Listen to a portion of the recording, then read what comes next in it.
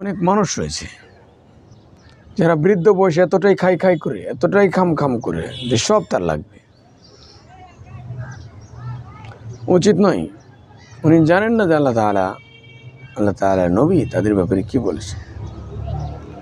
রাসূলুল্লাহ সাল্লাল্লাহু আলাইহি ওয়াসাল্লামের হাদিস কিতাবের মাঝে রয়েছে, নবীজি তো এই কথা বলেছেন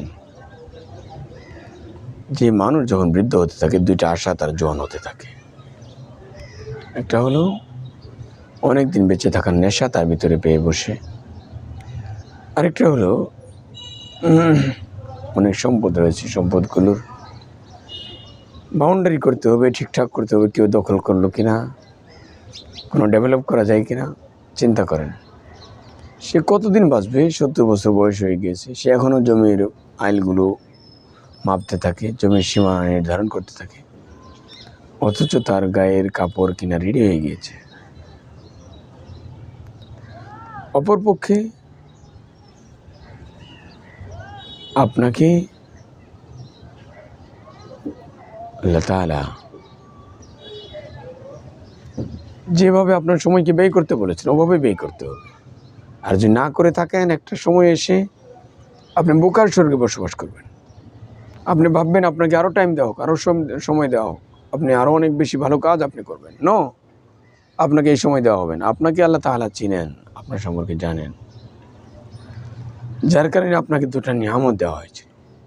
একটা আপনার হায়াত দিয়ে দেওয়া হয়েছে, এই হায়াতকে আপনি কাজে লাগাননি। হায়াতকে আপনি কিভাবে কাজে লাগিয়েছেন আর কিভাবে লাগাননি, ইহকালীন জীবনের জন্যই শুধু হায়াতকে কাজে লাগিয়েছেন, পরকালীন জীবনের জন্য আপনি হায়াতকে কাজে লাগাননি। তাহলে বয়স যত বার্ধক্যে পৌঁছে যাচ্ছেন তত দুনিয়ার প্রতি অনাসক্তি তৈরি হওয়ার কথা, কিন্তু আমরা দেখতে পাচ্ছি আসক্তি তৈরি হচ্ছে, যে সে দুনিয়াতে আরও কত বেশি পেতে পারে, আরও কত কি পেতে পারে, এই চিন্তা তাদের মাঝে চলে এসেছে। আপনি দেখেন না, একটা পাখিকে দেখেন, একটা পাখি কত ছোট একটা ঘরে গাছের ডালে সে বেঁধে থাকে, আর আপনি মানুষ, কেন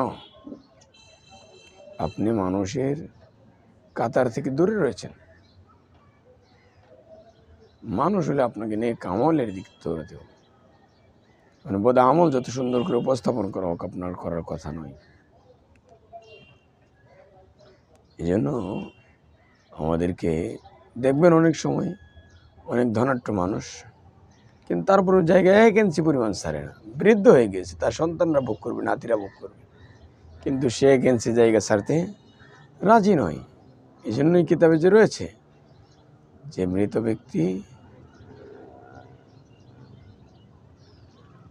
মারা যাবে কিন্তু তার 3টা আমল জারি থাকবে। এই 3টা আমল, তার সব আমল বন্ধ হয়ে যাবে, 3টা আমল তার জারি থাকবে। এর মধ্যে একটা হলো সদকায়ে জারিয়া। কিন্তু এই ব্যক্তিটা যেভাবে তার জমি জমাগুলো বৃদ্ধ বয়সে সেপারেশন করতে থাকে, বাউন্ডারি ওয়াল করতে থাকে, সদকায়ে জারিয়ার জন্য দেওয়ার আর সে সুযোগ পায় না। তখন যদি দিতে সন্তানরা বলে বাবার মাথা খারাপ হয়ে গেছে, বাবা বৃদ্ধ হয়ে গেছে, কেউ এই জায়গাটা মসজিদ, মাদ্রাসা, এতিমখানা, গুরুস্থান, জনসেবামূলক কাজ, স্কুল, কলেজ, ইউনিভার্সিটির জন্য, রাস্তার জন্য দিলে নেবেন না। তার মানে বৃদ্ধ হয়ে গেলে আপনাকে সন্তানরা অকেজই মনে করে।